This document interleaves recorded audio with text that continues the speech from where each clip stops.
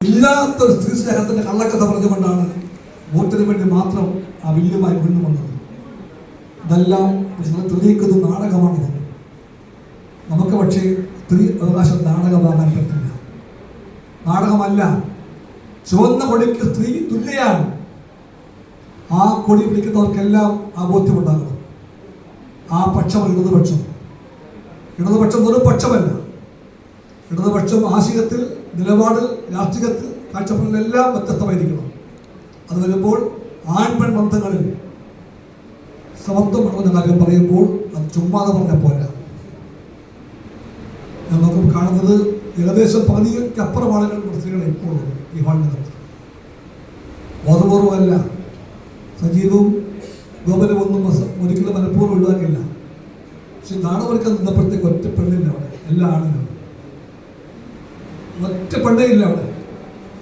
എനിക്കറിയാം, ഞാൻ പറഞ്ഞു നിങ്ങൾ മുമ്പ് നല്ല പറഞ്ഞ സ്ത്രീകളല്ലേ, സ്ത്രീ വേണ്ടേ?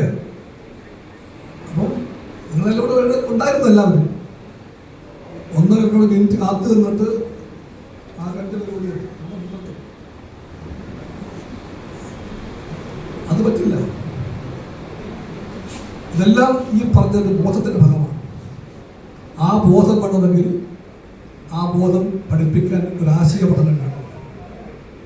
ഇവിടെ നമ്മൾ ആരംഭിക്കാൻ പോകുന്ന പഠന ക്ലാസിൻ്റെ അല്ലെങ്കിൽ ഗവേഷണ പഠന കേന്ദ്രത്തിൻ്റെ ലക്ഷ്യം അതായിരിക്കണം. ആ ഒരു കാര്യം കൂടി മനസ്സിൽ വേണമെന്ന് പറഞ്ഞുകൊണ്ട് ജോയിന്റ് കൗൺസിലിൻ്റെ ഈ കൊടി അഭിമാന കൊടിയാണ്. ഈ കൊടി ഇനിയും ഇനിയും ഉയർത്തിപ്പറപ്പിക്കണം. ഈ കൊടിയാണ് അവകാശബോധവും നീതിബോധവും പഠിപ്പിച്ച കൊടി. ഈ കൊടിയാണ് സിവിൽ സർവീസിനെ അഴിമതി മുക്തമാക്കാൻ നിരന്തരമായി വാദിക്കുന്ന കൊടി.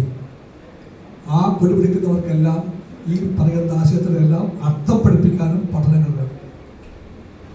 എല്ലാ തലങ്ങളിലും അത് വേണം. ഭരണം ഉണ്ടാകട്ടെ ഇല്ലാതിരിക്കട്ടെ, ജോയിന്റ് കൗൺസിൽ ഉണ്ടായിരിക്കും. അത് മാഞ്ഞു പോകാൻ പോകുന്നില്ല, ഇവിടെ ഉണ്ടായിരിക്കും. ഈ ജോയിന്റ് കൗൺസിലും ഈ കൊടിയും ഇവിടെ എന്നും ഉണ്ടാകും. ഈ കൊടിയും ഈ പേരുമായിരിക്കും. സത്യത്തിൻ്റെയും നീതിയുടെയും ആൾക്കാരെന്ന് ഓരോരുത്തരെയും ബോധ്യപ്പെടുത്താനും വേണ്ട ഒരാശയ നാട്യം വേണം.